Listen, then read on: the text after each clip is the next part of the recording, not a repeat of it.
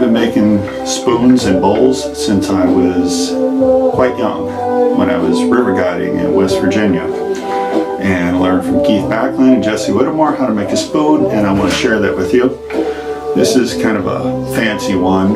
Got a little carried away with put some pinstriping and just fooling around. There's another little fancy one. This is a spoon I made for my friends in Africa. That way it's extra long so that when they cook over the open fire they don't have to get their hands hot and burnt. And it's got a little hook on the end. You can grab things out of the fire, or you can just hang it up. This is the basic design of spoon that is my favorite to make. It's kind of my catch-all spoon. I make them right-handed, and if I carve it the other direction, it could be used for left-handed people. It's very comfortable for a right-handed person, and when you got a left-handed one, it's very comfortable to use left-handed. And some of my left-handed friends who've received them over the years have let me know that they appreciate having a tool that's designed for them. How do I start? I can either start with a board, a limb, you can start with anything, but the most important thing is to cut the spoon with the proper grain orientation. You see the circular rings inside? That would be flat grain, because I believe that makes the spoon the strongest at its weakest point, which we don't want it to break at the tip. So by having flat grain on the tip, it holds up longer. Got this beautiful piece of, it's soft, but it's still curly mapley. I don't know how well you can see the shimmers. There you go. You see the different shimmers in the wood, which makes for a nice effect when it's done. But the grain is perfectly straight. There's no knots in this board, so this is likely candidate. The only thing is it's a little shorter than I normally do, so it's going to be a short spoon, which is different, so I can't use any of my standard patterns. But the first thing is to make sure I get the grain flattened, and I cut the spoon out here, and you'll just have to follow along with me to see how I do that. First thing I do is take it over to my joiner, and I flatten the outer part of the tree, or the bark edge.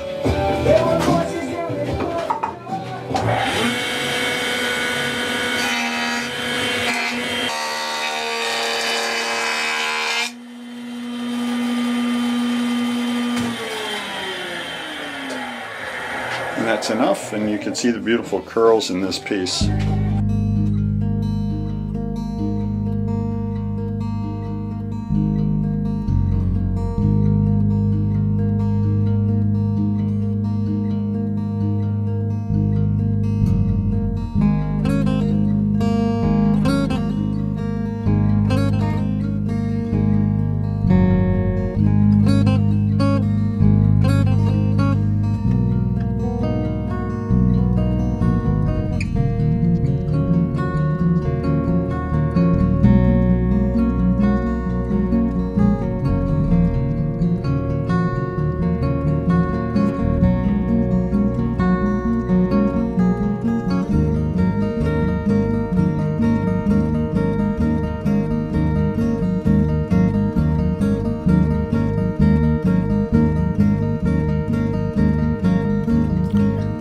After I've gotten this far, I like to turn off the power tools and rely on my hand gouges to carve out the bowl.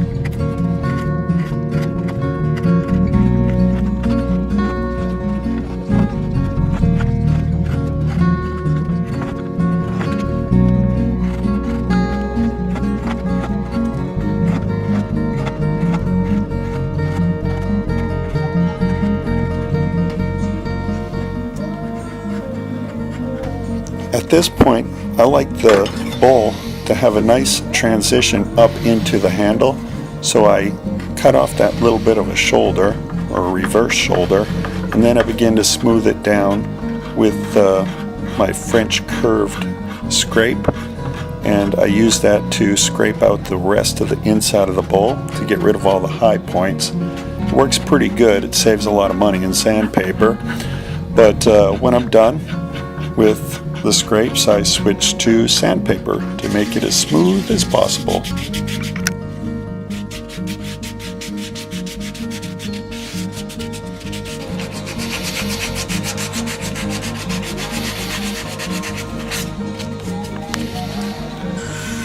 Alright, here I am back at the bandsaw, and what I'm doing is I'm cutting a lot of the extra meat that's on the bottom of the spoon away, just so I have less to carve. You know, it's a waste of time to have to carve what you can do easily with the bandsaw.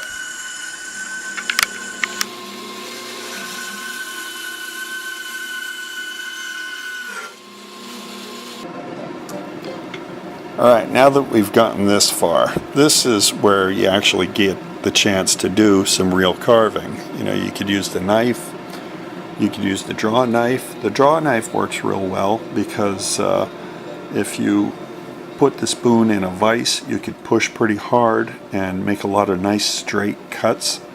And it also does very flattening cuts, like it smooths everything out. You don't get a bunch of choppy little chips. And the hatchet is nice because it's fun. You could chop with it, and you could take away a lot of material when you're chopping, or you could actually use it as a knife. Just turn it on its side and slice with it. This is my Viking carving axe, which I really enjoy using.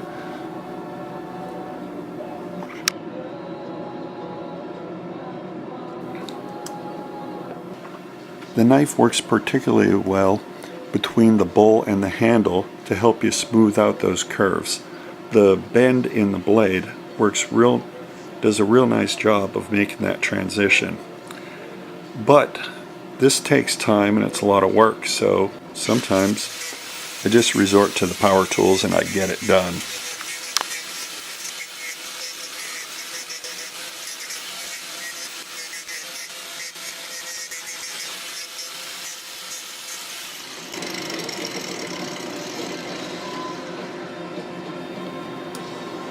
I don't ever make a spoon when I'm in a hurry, because when you rush things, you just can't do them right. And my spoons, I like to make them as close to perfect as I can. What you're seeing here is that I didn't like the way it looked at the base of the handle. I just thought it was too fat, so I needed to thin it down a little bit, and just took the extra time to make that shape the way I wanted it. And in the end, I end up with something that I'm happy with.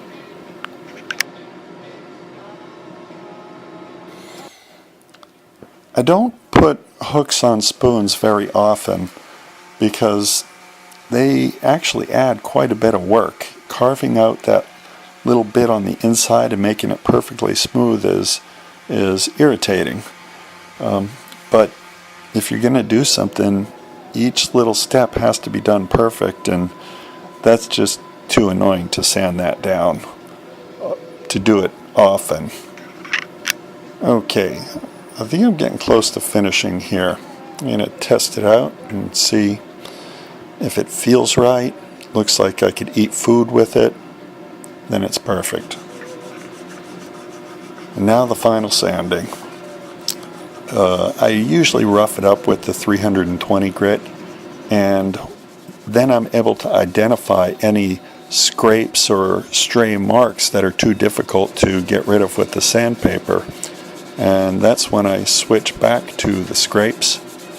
I break out my flat scrape and I flatten down all the extra rough spots. The scrape does a real nice job of getting rid of the lumps and gouges and leaves a pretty smooth finish. But then I still switch back over to the sandpaper all the way up to 200 grit, 2000 grit. Now here's one of my little tricks that I like to do. Before my last sanding with the 2000 grit, I take the spoon and I wet it with water. What that does is that gets all of the grain that has been flattened down from the sanding, and it gets it to spring up. And when it springs up, I dry it off and it stays raised. And then I take my last piece of sandpaper and I knock it back down, and that's how I end up with a very, very smooth finish. The last couple of things I do is, right before I oil it with walnut oil, I stick it in the microwave and I cook it for 10 seconds.